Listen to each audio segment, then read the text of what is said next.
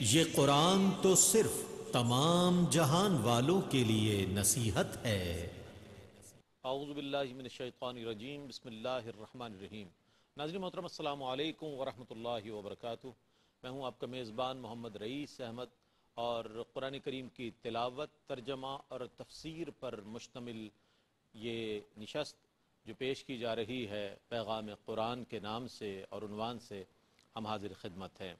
آج ناظرین الحمدللہ سورہ توبہ پارہ نمبر 11 آیت 94 کی تلاوت کی جائے گی۔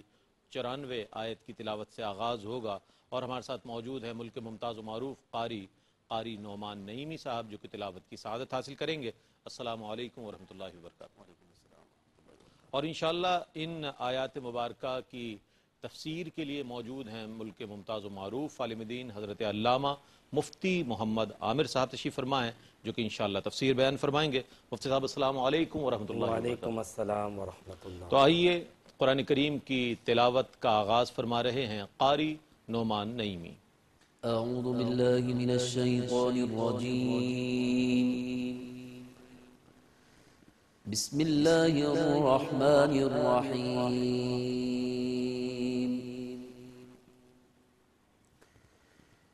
يعتذرون إليكم إذا رجعتم إليهم قل لا تعتذروا لن نؤمن لكم قد نبأنا الله من أخباركم وسيرى الله عملكم ورسوله ثم تردون إلى عالم الغيب والشهادة فينبئكم بما كنتم تعملون۔ میں اللہ کی پناہ میں آتا ہوں شیطان مردود سے۔ اللہ ہی کے نام سے شروع کرتا ہوں جو نہایت رحم فرمانے والا بہت مہربان ہے۔ اے مسلمانوں، جب تم ان منافقین کی طرف لوٹ کر جاؤ گے تو وہ تمہارے سامنے بہانے بنائیں گے۔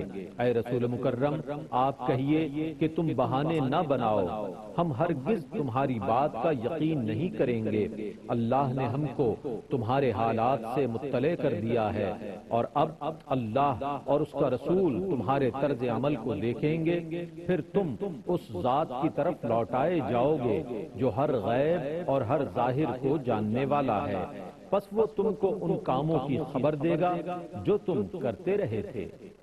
سيحلفون بالله لكم إذا انقلبتم إليهم لتعرضوا عنهم فأعرضوا عنهم إنهم رجس ومأواهم جهنم جزاء بما كانوا يكسبون۔ جب تم ان کی طرف لوٹ کر جاؤ گے تو وہ تمہارے سامنے عن قریب اللہ کی قسمیں کھائیں گے تاکہ تم ان کے جھوٹے بہانوں سے ان سے صرف نظر کرو، پس تم ان کی طرف توجہ نہ کرو، بے شک وہ ناپاک ہیں اور ان کا ٹھکانہ دوزخ ہے، یہ ان کے ان کاموں کی سزا ہے جو وہ کرتے تھے۔ يحلفون لكم لترضوا عنهم فإن ترضوا عنهم فإن الله لا يرضى عن القوم الفاسقين۔ وہ تم کو راضی کرنے کے لیے تمہارے سامنے قسمیں کھائیں گے، پس اگر تم ان سے راضی ہو بھی گئے تو اللہ فاسق لوگوں سے راضی نہیں ہوتا۔ الأعراب أشد كفرا ونفاقا وأجدر ألا يعلموا حدود ما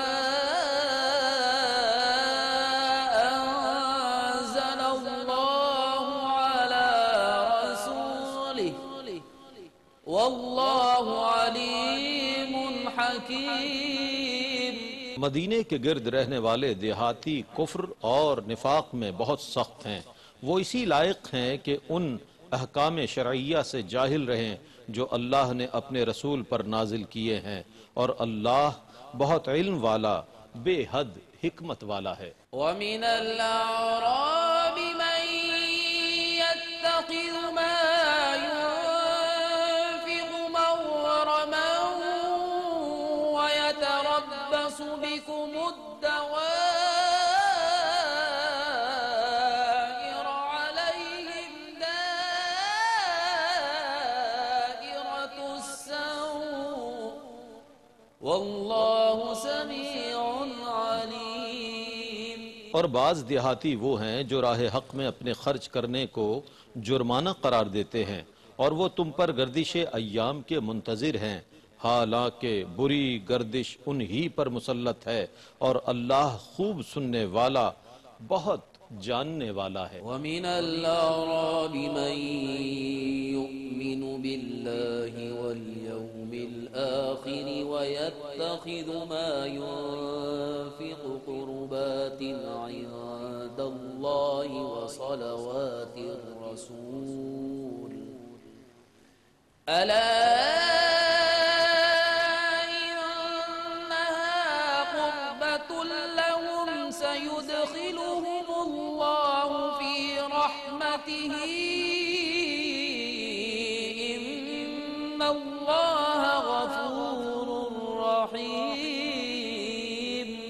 اور بعض دیہاتی وہ ہیں جو اللہ پر اور یوم آخرت پر ایمان لاتے ہیں، اور اللہ کی راہ میں خرچ کرنے کو اللہ کے نزدیک تقرب کا اور رسول کی نیک دعاؤں کے حصول کا ذریعہ قرار دیتے ہیں۔ سنو، یہ ان کے تقرب کا ذریعہ ہے، اللہ ان قریب ان کو اپنی رحمت میں داخل فرمائے گا، بے شک اللہ بہت بخشنے والا، بے حد رحم فرمانے والا ہے۔ والسابقون الأولون من المهاجرين والأنصار والذين اتبعوهم بإحسان رضي الله عنهم ورضوا عنه وأعد لهم جنات تجري تحتها الأنهار خالدين فيها أبدا ذلك الفوز العظيم۔ اور مہاجرین اور انصار میں سے نیکی میں سبقت کرنے والے اور سب سے پہلے ایمان لانے والے، اور جن مسلمانوں نے نیکی میں ان کی اتباع کی، اللہ ان سے راضی ہو گیا اور وہ اللہ سے راضی ہو گئے، اور اللہ نے ان کے لیے ایسی جنتیں تیار کی ہیں جن کے نیچے سے دریا بہتے ہیں، وہ ان میں ہمیشہ ہمیشہ رہیں گے، یہی بہت بڑی کامیابی ہے۔ وممن حولكم من الأعراب منافقون ومن أهل المدينة مردوا على النفاق لا تعلمهم نحن نعلمهم سنعذبهم مرتين ثم يردون إلى عذاب عظيم۔ اور تمہارے گرد بعض اعرابی دیہاتی بدوی منافق ہیں، اور بعض اہل مدینہ بھی منافق ہیں، وہ نفاق پر ڈٹ چکے ہیں، آپ انہیں نہیں جانتے، انہیں ہم جانتے ہیں، ان قریب ہم ان کو 2 مرتبہ عذاب دیں گے، پھر وہ بہت بڑے عذاب کی طرف لوٹائے جائیں گے۔ وآخرون اعترفوا بذنوبهم خلطوا عملا صالحا وآخر سيئا عسى الله أن يتوب عليهم إن الله غفور رحيم۔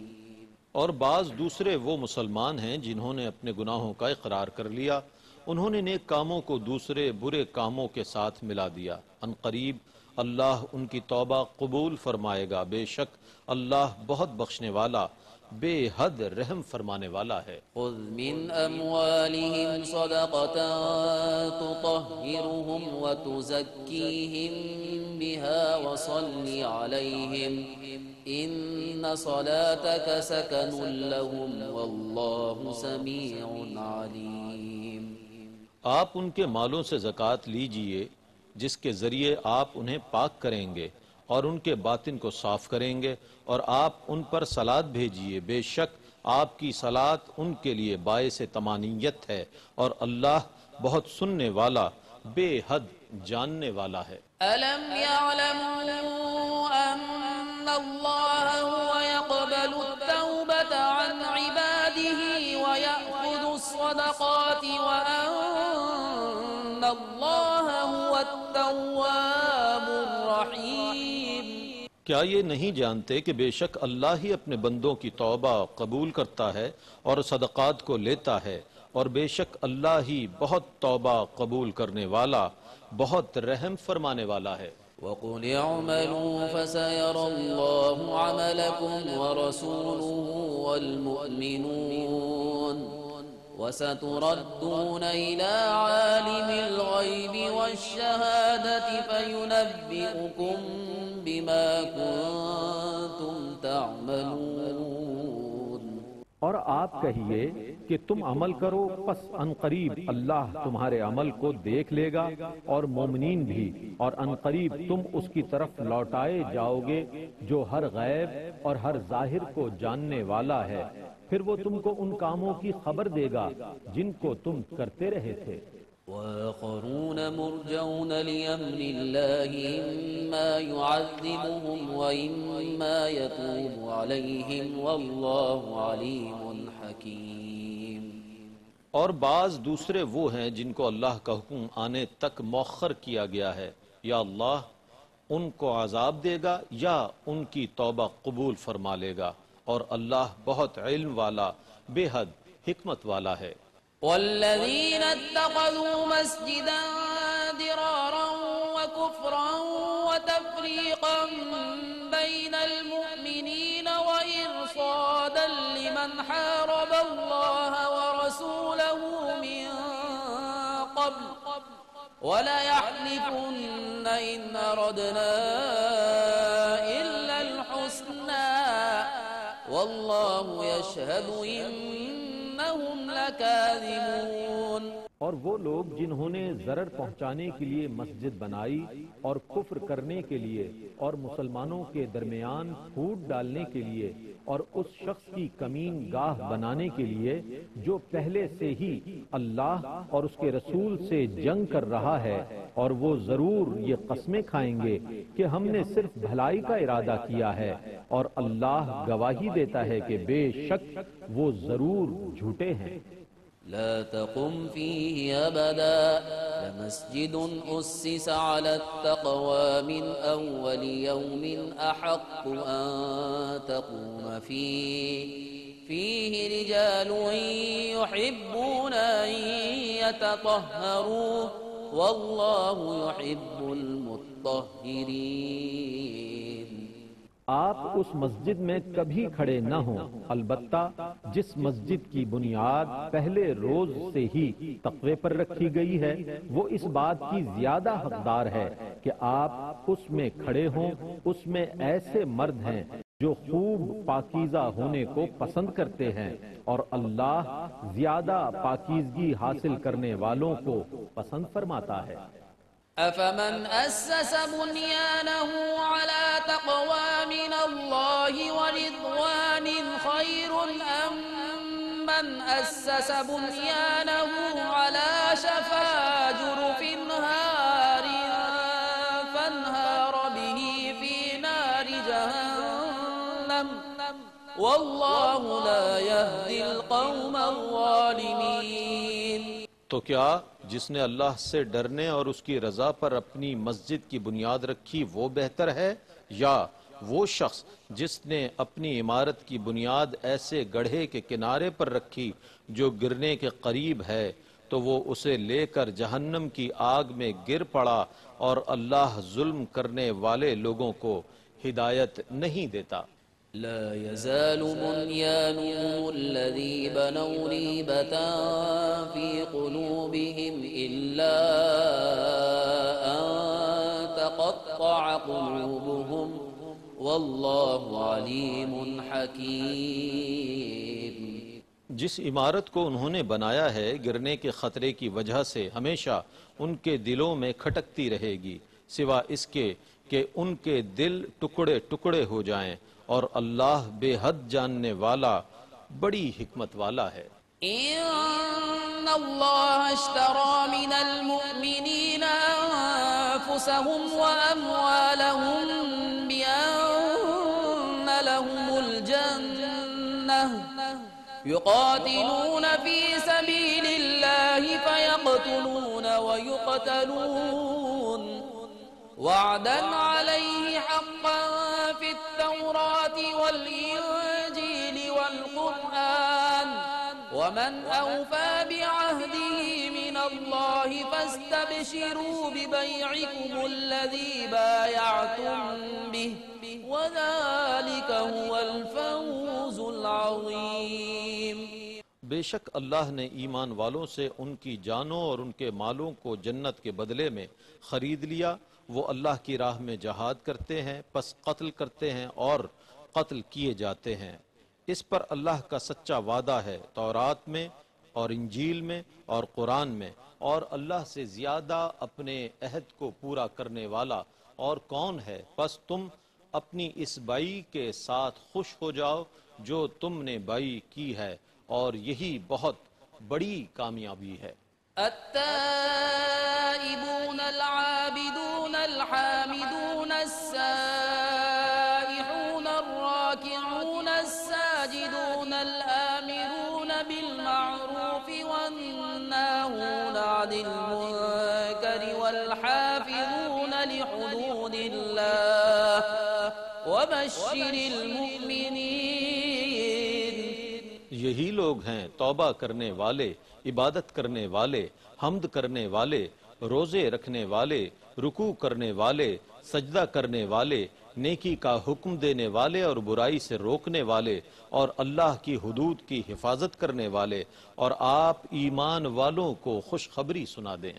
ما كان للنبي والذين آمنوا أن يستغفروا للمشركين ولو كانوا أولي قربى من بعد ما تبين لهم أنهم أصحاب الجحيم. نبی اور ایمان والوں کے لیے یہ جائز نہیں ہے کہ وہ مشرکین کے لیے استغفار کریں، خواہ وہ ان کے قرابت دار ہوں، جبکہ ان پر یہ ظاہر ہو چکا ہے کہ وہ مشرکین دوزخی ہیں. وما كان استغفار إبراهيم لأبيه إلا عن موعدة وعدها إياه فلما تبين له أنه عدو لله تبرأ منه إن إبراهيم لأواه حليم. اور ابراہیم کا اپنے عرفی باپ کے لیے استغفار کرنا صرف اس وعدے کی وجہ سے تھا جو اس نے ابراہیم سے کیا تھا، اور جب ان پر یہ ظاہر ہو گیا کہ وہ اللہ کا دشمن ہے تو وہ اس سے بیزار ہو گئے. بے شک ابراہیم بہت نرم دل اور بہت بردبار تھے. وما كان الله ليضل قوما بعد إذ هداهم حتى يبين لهم ما يتقون إن الله بكل شيء عليم. اور اللہ کی یہ شان نہیں ہے کہ کسی قوم کو ہدایت دینے کے بعد اس کو گمراہ کر دے، حتیٰ کہ ان کے لیے یہ بیان کر دے کہ انہیں کس چیز سے بچنا چاہیے. بے شک اللہ ہر چیز کو جاننے والا ہے. ان اللہ له ملک السماوات والارض يحيي ويميت وما لكم من دون الله من ولي ولا نصير. بے شک آسمانوں اور زمینوں کی سلطنت اللہ ہی کے لیے ہے، وہی زندہ کرتا ہے اور وہی مارتا ہے، اور اللہ کے سوا تمہارا کوئی مالک اور مددگار نہیں ہے. لقد تاب الله على النبي والمهاجرين والأنصار الذين اتبعوه في ساعة العسرة من بعد ما كاد يزيغ قلوب فريق منهم ثم تاب عليهم إنه بهم رؤوف بے شک اللہ نے نبی پر فضل فرمایا اور ان مہاجرین اور انصار پر جنہوں نے تنگی کے وقت میں نبی کی اتباع کی، جبکہ اس کے بعد یہ قریب تھا کہ ایک گروہ کے دل اپنی جگہ سے ہل جائیں، پھر اس کے بعد اس نے ان کی توبہ قبول کی، بے شک وہ ان پر نہایت مہربان بہت رحم والا ہے۔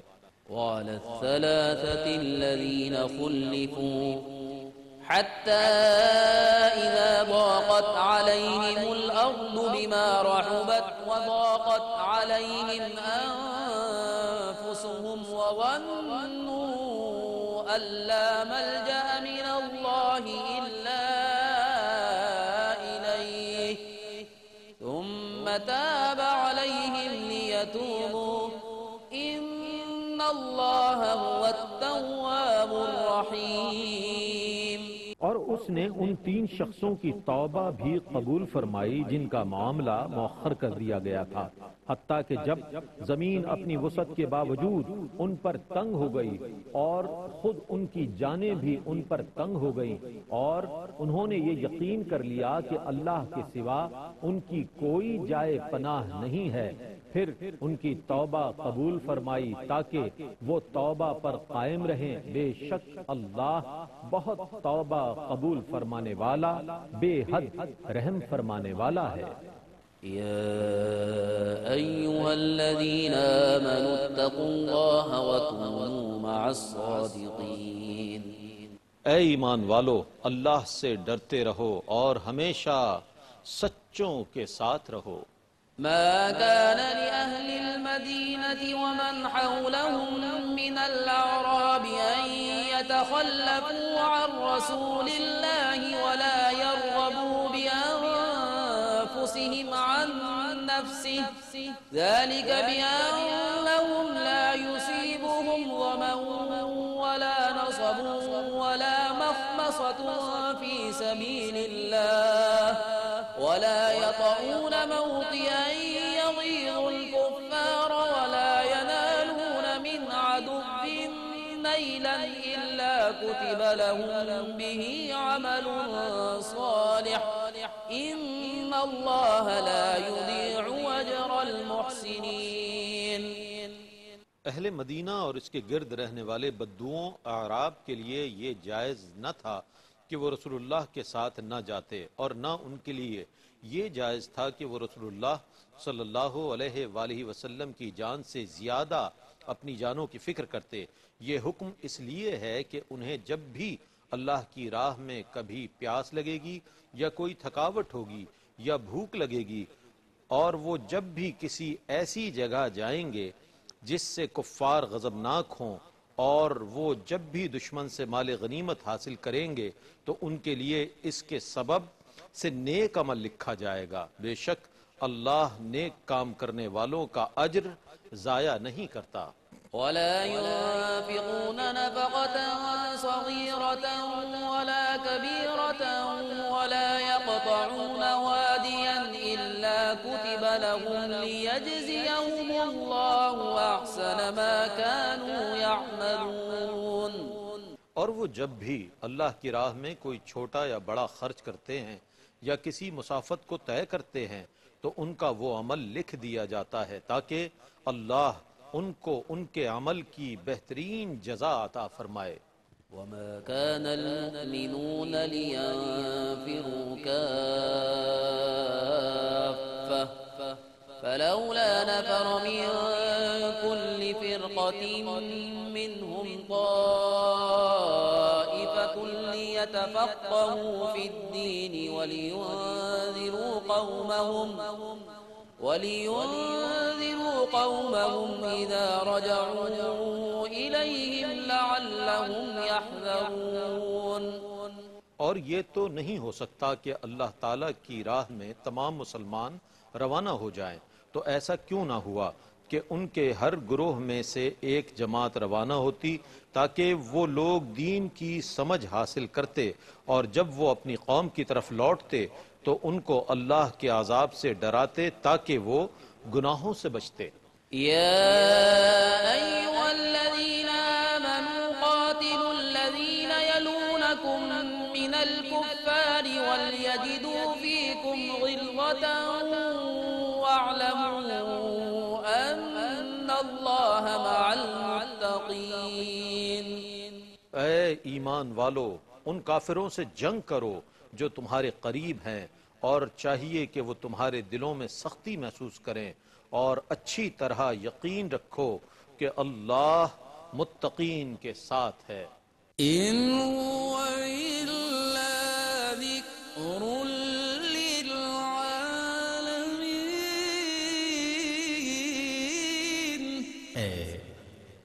ناظرین گرامی، تلاوت کلام الرحمن اور ترجمہ آپ نے ملاحظہ فرمایا. تفسیر کے لیے میں ملتمس ہوں حضرت علامہ مفتی محمد عامر صاحب سے کہ جو آیات تلاوت کی گئی ہیں ان کی تفسیر بیان فرمائیں. بسم اللہ. بسم اللہ الرحمن الرحیم. یعتذرون 11واں پارہ، پہلا رکوع، سورہ توبہ، آیت نمبر 94 سے 99 تک. سورہ توبہ کے آغاز میں 10ویں پارے کے اندر جب تعارف کیا گیا تھا، اس میں آپ نے سنا تھا کہ سورہ توبہ کے مرکزی مضمون میں سے پہلا مضمون تھا مشرکین سے بیزاری. یہی وجہ ہے کہ اس سورت کو سورہ براءت بھی کہا جاتا ہے. اور پھر اس کا دوسرا نام سورہ توبہ ہے، جو اس کے دوسرے مرکزی مضمون کی طرف اشارہ ہے. توبہ اس کے اندر دراصل منافقین کی رد کرنے کا اور مسلمانوں کی، مومنین کی توبہ کی قبولیت کا بیان ہے. اور یہاں پہ توبہ ان لوگوں کے بارے میں ہے، اس مسئلے کے حوالے سے ہے کہ جن لوگوں نے غزوہ تبوک کے اندر شرکت نہ کی تھی. چونکہ نبی کریم صلی اللہ علیہ وسلم کی حیات طیبہ میں یہ واقعہ درپیش تھا، اور پھر جہاد اسلام کے فرائض میں سے بھی تھا. تو جن لوگوں نے اس فریضے کی ادائیگی میں کوتاہی کی تھی، ان کی دو قسمیں تھیں. ایک منافقین تھے جن کے بیان سے آغاز ہو رہا ہے. 11ویں پارے میں آغاز میں سب سے پہلے کہا گیا کہ یعتذرون الیکم اذا رجعتم الیہم. اے رسول، آپ کے پاس جب آپ لوٹ کر آئیں گے غزوہ تبوک سے تو یہ منافقین بہانے پیش کریں گے، ہیلے پیش کریں گے. قل لا تعتذروا، آپ فرما دیجئے کہ مجھے آپ بہانے نہ پیش کرو، میں تمہارے ان بہانوں کو ہرگز قبول نہ کروں گا، کیونکہ اللہ رب العزت نے مجھے تمہارے اعمال کی خبر دے دی ہے. یہ ہے وہ آیت جس میں منافقین کی توبہ کو رد کیا گیا ہے. اللہ تبارک و تعالیٰ نے نبی کریم صلی اللہ علیہ وسلم سے فرمایا کہ اے رسول، یہ تمہارے پاس آئیں گے اور قسمیں کھائیں گے، اور قسمیں کھا کھا کے کہیں گے کہ آپ ان کے اس غلطی اور عمل سے نظر انداز کر دو. تو اللہ رب العزت نے فرمایا کہ فَأَعْرِضُوا عَنْهُمْ، آپ ان کی غلطی کو نہیں بلکہ ان لوگوں کو ہی نظر انداز کر دو. پھر فرمایا کہ اس لیے کہ اِنَّهُمْ رِجْسٌ وَمَأْوَاهُمْ جَهَنَّمْ، یہ ناپاک لوگ ہیں اور ان کا ٹھکانہ جہنم ہے. یہ آپ کے پاس آ کے قسمیں کھائیں گے تاکہ آپ ان سے راضی ہو جائیں. اللہ رب العزت نے فرمایا کہ اے رسول، آپ ان سے راضی نہ ہونا. یہ منافقین ہیں. اگر آپ راضی ہو بھی گئے تو اللہ ان سے راضی ہونے والا نہیں ہے. یہ سمجھانے کے لیے کہا جا رہا ہے، اس لیے کہ نبی کریم صلی اللہ علیہ وسلم یا پیغمبر وہ ہستیاں ہوتی ہیں کہ روئے زمین میں اگر اللہ کا سب سے بڑا فرما بردار اور مطیع ہوتا ہے کوئی، تو وہ انبیاء کرام اور پیغمبر ہوتے ہیں. اس لیے جب اللہ رب العزت نے منع فرما دیا کہ آپ ان سے راضی نہیں ہوں گے، تو حضور نبی کریم علیہ السلام نے بھی انہیں اپنی رضامندی نہ عطا فرمائی. یہ بیان تھا منافقین کی توبہ کی عدم قبولیت کا، کہ بہانے کرتے ہوئے آپ کے پاس آئیں گے. اب آگے چل کے دوسرے رکوع کے اندر مسلمانوں کی توبہ کا ذکر آتا ہے، لیکن اس سے پہلے اسی رکوع کے اندر اللہ رب العزت نے منافقین کا چونکہ تذکرہ کیا تھا، تو پھر ان منافقین کے احوال اور مدینے میں جو لوگ رہتے تھے یا وہ منافقین جو مدینے کے ارد گرد رہتے تھے ان کا بھی تذکرہ کر دیا کہ ایک تو وہ منافقین تھے جو مدینے کے اندر رہتے ہیں، اور کچھ مدینے کے باہر ارد گرد میں، اور کچھ صحرا میں رہتے ہیں. اللہ رب العزت نے فرمایا الاعراب اشد کفرا و نفاقا، وہ منافقین جو صحرا اور دیہاتوں میں رہتے ہیں، فرمایا کہ وہ اپنے نفاق میں بڑے سخت ہوتے ہیں. اس لیے کہ صحرا میں رہنے والے لوگوں کی زندگی ویسے بھی بڑی سخت ہوتی ہے، وہ کٹھن مزاج ہوتے ہیں. اسی لیے ابن خلدون نے کہا تھا کہ یہ وہ لوگ ہوتے ہیں دیہاتی کہ جو ایک طرح سے معاشی حیوان ہوتے ہیں، یعنی ان کی زندگی کا کوئی مقصد، کوئی ایم نہیں ہوتا ہے، بس صبح شام رزق اور اناج کی تلاش میں رہتے ہیں اور ہر چیز سے فارغ رہتے ہیں. اس لیے اللہ رب العزت نے فرمایا کہ یہ لوگ اپنے کفر اور نفاق میں بڑے شدید ہیں، اور اس کے برخلاف وہ منافقین جو مدینے میں رہتے ہیں ان کے معاملے میں تھوڑی سی تبدیلی تھی۔ وہ مسلمانوں کی طرح نماز بھی پڑھتے تھے، زکوٰۃ بھی دیتے تھے، صدقات بھی دیتے تھے، لیکن فرمایا کہ وہ جب صدقہ دیتے تھے تو اس کو تاوان سمجھ کے دیتے تھے، لیکن اس کے برخلاف جو مسلمان تھے وہ جب صدقہ دیتے تھے تو اس کو اللہ کی رضا کا، قرب کا ذریعہ سمجھتے تھے، اور نبی کریم صلی اللہ علیہ وسلم کی محبت اور ان کی دعاؤں کا وسیلہ سمجھتے تھے کہ جب ہم یہ مال اللہ کی اطاعت میں، فرما برداری میں اور اس کے حکم میں خرچ کریں گے تو اللہ کا قرب بھی ملے گا اور نبی کریم صلی اللہ علیہ وسلم کی محبتیں اور رضامندی بھی ملے گی۔ پھر اس کے بعد دوسرے رکوع کا آغاز ہوتا ہے آیت نمبر 100 سے لے کر آیت نمبر 110 تک، 11 آیتیں ہیں دوسرے رکوع کے اندر، اور والسابقون الاولون سے دوسرے رکوع کا آغاز ہوتا ہے 11ویں پارے کا۔ چونکہ اس سے پہلے منافقین کے احوال کا ذکر کیا تو اب یہاں پر مسلمانوں کے ایمانی مدارج کا ذکر کیا کہ کون سے مسلمان ایمان میں بلند درجے پر ہیں، تو یہاں پر بتایا گیا کہ جو سبقت لے جانے والے ہیں۔ ظاہر سی بات ہے کہ جو جتنا جلدی ایمان میں سبقت حاصل کرے گا، جو جتنا جلدی نیکی کے حاصل کرنے میں سبقت حاصل کرے گا، اللہ کی بارگاہ میں وہ اتنا قبول اور منظور ہوتا ہے۔ جس طرح دنیا کی دوڑ میں انسان دنیا کمانے کے لیے فرسٹ آنے کی کوشش کرتے ہیں، تو وہاں پر بھی فرسٹ کم فرسٹ بیسس پر ہر ایک کے درجات ہوتے ہیں۔ یہی وجہ ہے کہ جب صحابہ کرام کے درجات کی بات آئی تو اللہ نے ایک ٹائٹل دے دیا، سابقون الاولون، جو سبقت حاصل کرنے والے ہیں۔ اب اس قاعدے کلیے کے اعتبار سے آپ دیکھیں تبوک کے موقع پر جب یہ بات کہی جا رہی ہے تو جو تبوک میں ایمان لانے والے ہیں ان سے زیادہ سبقت والے کون تھے؟ جو غزوہ موتا میں ایمان لائے۔ پھر غزوہ موتا سے پہلے حنین ہوا تھا تو حنین والے موتا والے پر سبقت لے گئے۔ حنین سے پہلے آپ دیکھیں خیبر ہے، بدر ہے، احد ہے، تو وہ سارے ان پر سبقت لے گئے۔ تو جو جتنا جلدی ایمان لے آیا جس موقع پر، اسی طرح عشرہ مبشرہ کو دیکھ لو، یہ سب سے پہلے ہے۔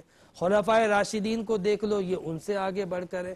تو یہ ایمان کے مدارج ہیں، مہاجرین میں بھی تھے، انصار میں بھی تھے، اور اس میں اسی اعتبار سے مفسرین کے اقوال موجود ہیں۔ پھر اسی طرح انصار کے اندر جو اقوال موجود ہیں، بیعت عقبہ کے اندر جنہوں نے اسلام قبول کیا تھا، پھر بیعت عقبہ ثانیہ کے اندر جنہوں نے ایمان قبول کیا تھا وہ 12 افراد تھے۔ پھر بیعت عقبہ ثالثہ کے اندر جن لوگوں نے ایمان قبول کیا تھا وہ انصار میں سے سابقون الاولون ہیں۔ پھر ہجرت ہوئی تھی، ہجرت کے بعد جب وہاں پر باقاعدہ سلسلہ ہوا تھا تب اہل مدینہ نے ایمان قبول کیا، لیکن بیعت عقبہ میں ان اہل مدینہ نے اسلام قبول کیا تھا، ابھی ہجرت بھی نہ ہوئی تھی، فقط حج کے دنوں میں عقبہ کی گھاٹی میں جب نبی کریم علیہ السلام وہاں پر آنے والے لوگوں کو، مکے میں جو لوگ آتے تھے تبلیغ فرمایا کرتے تھے، تو عقبہ کی گھاٹی میں ان لوگوں نے اسلام قبول کیا تھا۔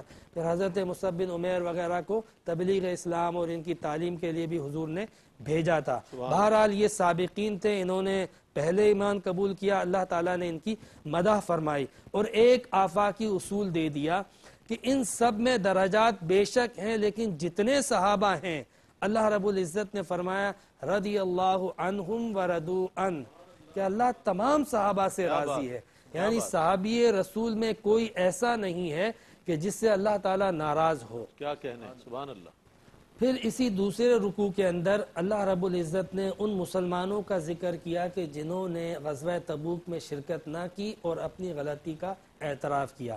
اچھا یہاں پر ایک بات میں عرض کر دوں کہ کچھ لوگ تو وہ تھے شرکت نہ کرنے والے جو معذور تھے اور عمر رسیدہ تھے اور بیمار تھے، ان کو تو ویسے ہی استثناء حاصل تھا، اور انہی لوگوں کے بارے میں نبی کریم علیہ السلام نے سفر تبوک کے دوران صحابہ کرام اور مجاہدین سے کہا تھا ان فی المدینۃ اقواما ما سرتم مسیرا ولا قطعتم وادیا الا معکم، کہ مدینے میں ایسے لوگ موجود ہیں کہ تم نے کوئی سفر نہیں کیا ہوگا اور کوئی وادی طے نہیں کی ہوگی، کسی وادی سے تم نہ گزرے ہوگے کہ وہ تمہارے ساتھ تھے۔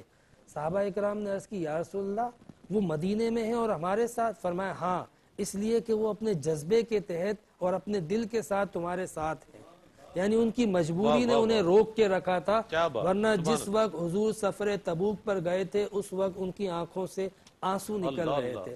ظاہر سی بات ہے کہ یہ تبوک کا سفر ایک کٹھن سفر تھا، اور اس سے پہلے جتنے مارکے ہوئے تھے وہ سارے سرزمین عرب پہ ہوئے تھے۔ یہ رومی فوجیوں سے ٹکراؤ تھا، اور وہ 1 لاکھ کے لشکر کو پہلے ہی جمع کر چکے تھے، مزید 1.5 لاکھ کا لشکر جو ہے وہ شام کی سرحدوں پر جمع ہونے والا تھا۔ تو اتنے بڑے لشکر سے ٹکراؤ، اتنا طویل سفر، پھر اسباب کی قلت، سفر کی طوالت، پانی، بھوک، پیاس، ہر چیز کی شدت تھی، تو بیمار اور عمر رسیدہ کے لیے ممکن نہیں تھا، لیکن ان کے جذبات پھر بھی ساتھ تھے۔ تو اس سفر کے اندر کچھ لوگ وہ بھی تھے جنہوں نے باقاعدہ، مطلب ان کے پاس نہ تو کوئی مجبوری تھی نہ عذر تھا، اسباب بھی تھا، لیکن وہ نہ گئے۔ جب انہیں پتا چلا کہ حضور علیہ السلام ان لوگوں سے ناراض ہیں، تو قرآن کی اس آیت میں آتا ہے کہ وَآخَرُونَ اعْتَرَفُوا بِذُنُوبِهِمْ، دوسرے وہ لوگ تھے کہ جنہوں نے اعتراف کر لیا اپنے گناہوں کا، اپنی غلطی کا، یعنی منافقین کی طرح انہوں نے بہانے نہ کیے، کیونکہ یہ وفادار صحابہ تھے، یعنی کوئی ایسا موقع نہ آیا تھا کہ جب حضور کے ساتھ وہ نہ شریک ہوئے ہوں۔ بدر میں وہ شریک تھے، احد میں وہ شریک تھے، حنین میں وہ شریک تھے، حضور کی ہر حکم پر اطاعت کے لیے وہ لبیک کہتے تھے۔ تو چونکہ وہ بنیادی طور پہ وفادار تھے، یہ پہلا موقع تھا کہ ان لوگوں سے غلطی ہوئی تھی، چوک ہوئی تھی، تو انہوں نے اپنی غلطی کا اعتراف کیا اور خود اپنے آپ کو مسجد کے ستونوں سے باندھ دیا اور کہنے لگے کہ جب تک اللہ ہمیں معاف نہ کرے گا نہ کھائیں گے، نہ پیئیں گے، نہ سوئیں گے۔ تو جب اس خلوص کے ساتھ انہوں نے توبہ کو اپنی پیش کیا تو اللہ نے اس توبہ کو، سورت کو ان کے نام سے منسوب کر دیا اور ان کی توبہ کو قبول فرمایا اور فرمایا عَسَى اللَّهُ أَن يَتُوبَ عَلَيْهِمْ إِنَّ اللَّهَ غَفُورٌ رَحِيمٌ۔ اللہ تعالیٰ ان کی توبہ کو قبول فرمائے گا اور بے شک اللہ توبہ کو قبول فرمانے والا ہے۔ اچھا، یہ وہ لوگ تھے جو تبوک میں نہ گئے تھے، کل 10 تھے۔ 10 میں سے 7 لوگوں نے تو اپنے آپ کو پیش کر دیا، جس میں حضرت ابو لبابہ رضی اللہ تعالیٰ عنہ اور ان کے 6 ساتھی جو بیعت عقبہ میں ایمان لائے تھے۔ اچھا، 3 باقی تھے جو ابھی تک حاضر نہ ہوئے تھے، تو قرآن پاک نے ان 3 کے بارے میں کہا کہ وَآخَرُونَ مُرْجَوْنَ لِأَمْرِ اللَّهِ، جو 3 ابھی تک حاضر نہیں ہوئے ہیں، ان کا معاملہ پینڈنگ ہے، ہو سکتا ہے اللہ ان کو عذاب دے اور ہو سکتا ہے اللہ تعالیٰ ان کو معاف کر دے۔ اب ان 3 افراد کی توبہ سے قبل، چونکہ تھے وہ بھی مخلص صحابہ، پہلی بار غلطی ہوئی تھی، تو ان 3 افراد کی توبہ سے قبل اللہ رب العزت نے مسجد زرار والا واقعہ بیان کر دیا کہ مسجد زرار جو کہ منافقین نے بنائی تھی، اور ان کے بنانے کا مقصد یہ تھا کہ مسلمانوں کے خلاف ایک جتھا تیار کرے اور باقاعدہ ایک ٹھکانہ بنا کے وہاں پہ سازش کی جائے۔ انہوں نے بنایا تھا بدنیتی کے ساتھ وہ ٹھکانہ، وہ مسجد، اور حضور کی بارگاہ میں آ کے عرض کرنے لگے یا رسول اللہ، ہم نے یہ مسجد بنائی ہے چونکہ جو بیمار صحابہ ہیں، جو وہ مسلمان جو بوڑھے ہیں، ان کے لیے مسجد نبوی اور مسجد قباء دور ہے، تو ہم نے یہ نیک نیتی کے ساتھ بنائی ہے۔ اللہ رب العزت نے فرمایا ان کی نیتیں درست نہیں ہیں، یہ بدنیت لوگ ہیں، یہ فتنے اور فساد کی غرض سے انہوں نے اس مسجد کو بنایا ہے۔ وَالَّذِينَ اتَّخَذُوا مَسْجِدًا زِرَارًا وَكُفْرًا وَتَفْرِيقًا بَيْنَ الْمُؤْمِنِينَ، یہ اللہ رب العزت نے کہا کہ ان کی یہ مقاصد تھے کہ یہ کفر کو پھیلائیں گے، تکلیف دیں گے اور مسلمانوں کے درمیان تفریق پیدا کریں گے۔ اللہ رب العزت نے حضور کو اس معاملے پر مطلع فرما دیا۔ اچھا، انہوں نے کہا کہ حضور آپ افتتاح کریں۔ حضور نے فرمایا کہ میں ابھی جا رہا ہوں غزوہ تبوک کے لیے، واپسی پہ آؤں گا پھر بات ہوگی۔ حضور تشریف لے گئے، اور جب واپس حضور تشریف لائے تو مدینے میں داخل ہونے سے پہلے ایک گروہ کو بھیجا کہ جاؤ اس مسجد کو گرا دو، اور اس مسجد کو گرا دیا۔ اور پھر اللہ رب العزت نے اس پر ایک باقاعدہ ایک اصول پیش کیا کہ دیکھیں، جو چیز نیک نیتی سے قائم ہو آپ حقدار ہیں کہ ادھر کھڑے ہوں، اور جس کی بنیاد بدنیتی پر ہو، جو عمارت ہی بدنیتی پہ قائم کی گئی ہو، وہ تو ایسی ہوتی ہے کہ بظاہر خوبصورت ہوتی ہے لیکن نیچے سے کھوکھلی ہوتی ہے، اس کی پلیٹیں نہیں ہوتی ہیں اور کسی بھی موقع پہ وہ گر سکتی ہے۔ تو بدنیتی کی مثال اللہ رب العزت نے دیتے ہوئے فرمایا کہ ہر اس چیز کو اپناؤ جو نیک نیتی پر مبنی ہو، اور جو بدنیتی پر قائم کی گئی چیزیں ہوتی ہیں اس میں کبھی بھی دائمی طور پہ کامیابی، نجات اور سکون نہیں مل سکتا۔ اس کے بعد اللہ رب العزت نے ایک اور بات ذکر فرمائی کہ ما کان لنبی والذین آمنوا ان یستغفروا للمشرکین، کہ نبی کی اور مسلمانوں کی یہ شان نہیں ہے کہ مشرکین کے لیے وہ استغفار کریں. یہ ایک اصول بتا دیا کہ انسانیت کی بنیاد پہ کافروں کے لیے دعا کی جاتی ہے صحت کی. ان کی کوئی پریشانی ہو تو اس پریشانی کو دور کیا جا سکتا ہے, ان کی مدد کی جا سکتی ہے انسانی بنیادوں پر, لیکن مغفرت کی دعا اور آخرت میں اللہ رب العزت کی بارگاہ سے جنت اور اجر کے لیے دعا یہ کافروں کے لیے مشرکوں کے لیے نہیں ہو سکتی, اس لیے کہ وہ ان کو مانتے ہی نہیں. تو یہاں پر تنبیہ کی گئی کہ ایسا ہرگز نہیں ہو سکتا کہ مشرکین کے لیے دعائے مغفرت کی جائے. پھر یہاں پر اللہ رب العزت نے یہ بھی بات واضح فرما دی کہ جو حضرت ابراہیم نے دعا کی تھی اپنے چچا آزر کے لیے, تو وہ ایک وعدہ تھا ابراہیم نے اپنے چچا سے کیا تھا. انہوں نے اپنے چچا کو جب تبلیغ فرمائی تھی تو کہا تھا کہ آپ آ جائیں, اس بت پرستی کو چھوڑ دیں اور اللہ رب العزت کی وحدانیت اور توحید کو قبول کر لیں, اور فرمایا کہ اگر آپ آ جائیں گے تو میں آپ کے لیے دعا کروں گا, اللہ آپ کے گناہ معاف کر دے گا. سورہ مریم میں حضرت ابراہیم کے اس واقعے کا بھی ذکر ہے, سأستغفر لک ربی, میں اپنے رب سے آپ کے لیے دعا کروں گا. تو حضرت ابراہیم نے جو دعا کی تھی اپنے چچا آزر کے لیے, اللہ نے فرمایا کہ یہ فقط ایک وعدہ تھا اس بنیاد پہ, لیکن جب حضرت ابراہیم کو پتہ چل گیا فلما تبین لہ انہ عدو للہ, حضرت ابراہیم کو معلوم ہو گیا کہ یہ تو اللہ کا دشمن ہے, تو حضرت ابراہیم علیہ السلام نے ان سے بیزاری کا اظہار کیا. پھر یہ آئی ہے آیت وَعَلَى الثَّلَاثَةِ الَّذِينَ خُلِّفُوا حَتَّى إِذَا ضَاقَتْ عَلَيْهِمُ الْأَرْضُ. یہ ان 3 باقی رہ جانے والے مخلص صحابہ کرام کی توبہ کا بیان ہے, جس میں حضرت کعب بن مالک, حضرت مرارہ بن ربیع اور حضرت ہلال بن امیہ رضی اللہ تعالی عنہم. یہ 3 صحابہ کرام تھے جنہوں نے بعد میں اپنے آپ کو پیش کیا, اور چونکہ انہوں نے بعد میں پیش کیا تو ان کی سزا جو ہے وہ زیادہ ہو گئی تھی. انہوں نے بھی اپنے آپ کو سزا کے لیے پیش کر دیا. حضور نبی کریم علیہ السلام نے تمام صحابہ کو منع فرما دیا کہ ان سے کوئی بات نہ کرے, اور یہ بہت بڑی بات تھی کہ کوئی مسلمان ان سے بات نہیں کرتا تھا, لیکن ان کی خلوص کو دیکھیے, استقلال کو دیکھیے کہ سارے مسلمانوں نے ان سے قطع تعلقی کر لی, بات چیت سلام دعا سب کچھ بند کر دی.